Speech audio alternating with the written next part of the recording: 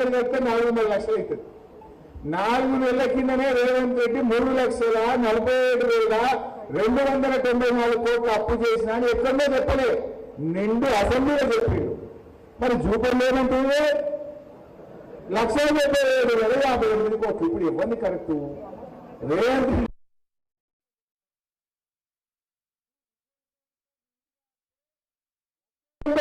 ఉంది, అన్ని కలిపితే 3,40,000 చేసిన అని రేవంత్ రెడ్డి చెప్పిండు.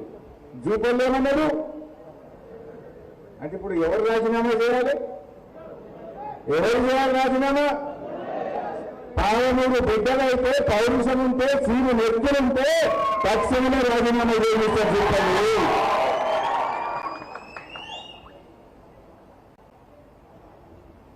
ఇక అసలు విషయానికి వస్తా. ఇది దొరికిందా ఇప్పుడు? బట్టలు ఇప్పుడే మా బరాబర్ రైట్. నెక్స్ట్ విషయం చెప్తారు. ఇక రెండవ మాట ఏమన్నాడు, మనం తయారుగా అనుకున్నారు వాళ్ళు ఆడ చెప్తే అర్ధగంటలో బయట పెట్టాం మనం, ఒకటే అర్ధగంటల. రెండవ ముచ్చట, బీఆర్ఎస్ పార్టీ 8 లక్షల కోట్ల అప్పు చేసిందని మన మీద బట్టగాల్సి మీద వేస్తున్నారా? అప్పుడేమో అసెంబ్లీ ఎన్నికల ముందు భట్టి విక్రమార్క ఏమన్నాడు, కాంగ్రెస్ పార్టీకి 100 ఏళ్ల చరిత్ర ఉన్నది. అరే గిన్ని గ్యారంటీలు చెప్తున్నారు మీరు, 4,000 పింఛన్ అంటున్నారు, మహిళలకు 25,000 అంటున్నారు, 15,000 రైతు బంధు అంటున్నారు, ఇంతగానం చెప్తున్నారు, ఎట్లయితే బైక్ ఈ పైసలు ఉంటాయా అని ఓ విలేకరు అడిగాడు. అడిగితే భట్టి గారు ఏమన్నాడు, అరే మాది 100 ఏళ్ల చరిత్ర కాంగ్రెస్ పార్టీని, పైసలు ఎట్లా సంపాదించాలనో మాకు తెలుసు, ప్రజలకు ఎట్లా ఇవ్వాలనో మాకు తెలుసు అని డైలాగ్ కొట్టినప్పుడు. ఇప్పుడేమంటున్నారు, శయ్యశాతగాక నడుపుశాతగాక అబద్ధాలు చెప్పి 8 లక్షల కోట్ల అప్పని తప్పించుకునే ప్రయత్నం చేస్తున్నారు.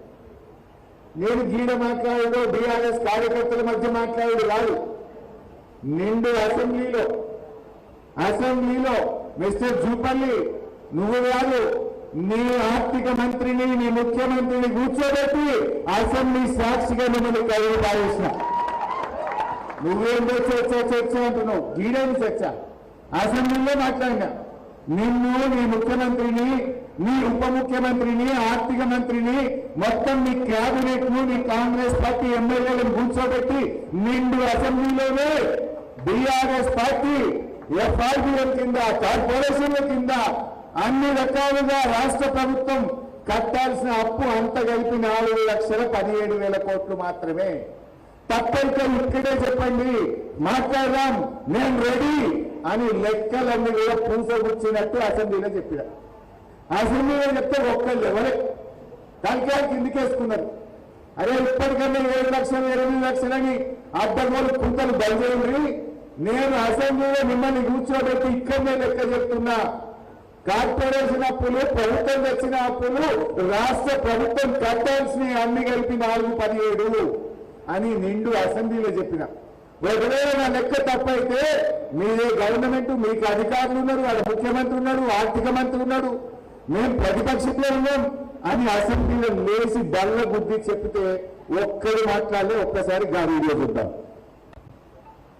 ప్రభుత్వ 10 ఏళ్ల కాలంలో రాష్ట్ర ప్రభుత్వం కట్టే అప్పు మేము చేసింది కేవలం 4,17,000 కోట్లు మాత్రమే, including FRBM loan, Kaleshwaram loan, mission Bhagiratha loan, corporation అప్పు తీసుకొని రాష్ట్ర ప్రభుత్వం కట్టేది కూడా కలుపుకొని 4,17,000 మాత్రమే.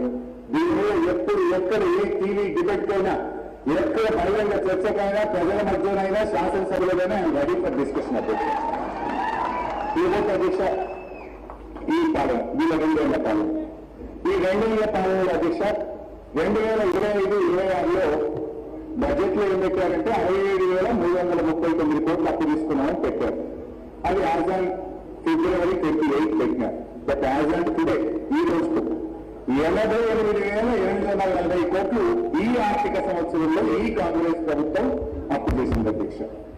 అదేవిధంగా అధ్యక్ష ఈ లెక్కల ప్రకారం ఈ ఆర్థిక సంవత్సరం ఎఫ్ఆర్బీఎం అప్పులు, కార్పొరేషన్ల ద్వారా చేసిన అప్పులు అన్ని కలిపితే 1,77,794 కోట్లు. ఒక్క ఈ ఇంకా 10 రోజులు ఉంది. ఈ ఒక్క సంవత్సరంలో మీరు చేసిన అప్పు 1,77,794 కోట్లు. చాలా ఉన్నది.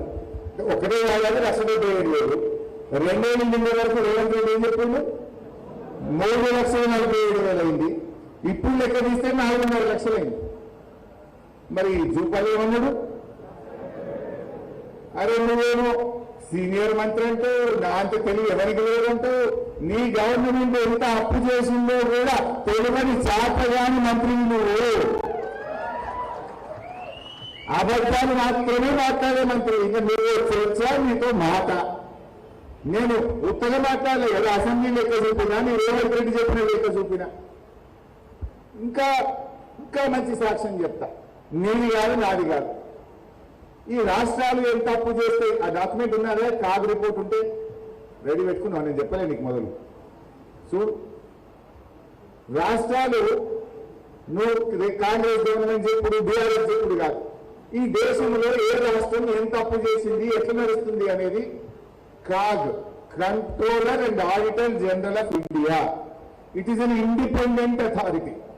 వాళ్ళు మొత్తం లెక్కలు తీస్తారు. Controller and auditor general of India. ఇది కాగ్ అంటారు, షార్ట్ ఫామ్ లో కాగ్ రిపోర్ట్ అంటారు. 2023-24 కాగ్ రిపోర్టు ఇదే కాంగ్రెస్ పార్టీ అసెంబ్లీలో ప్రవేశపెట్టింది. ఆ కాగ్ రిపోర్ట్ లో కూడా చాలా స్పష్టంగా ఏం చెప్పిందంటే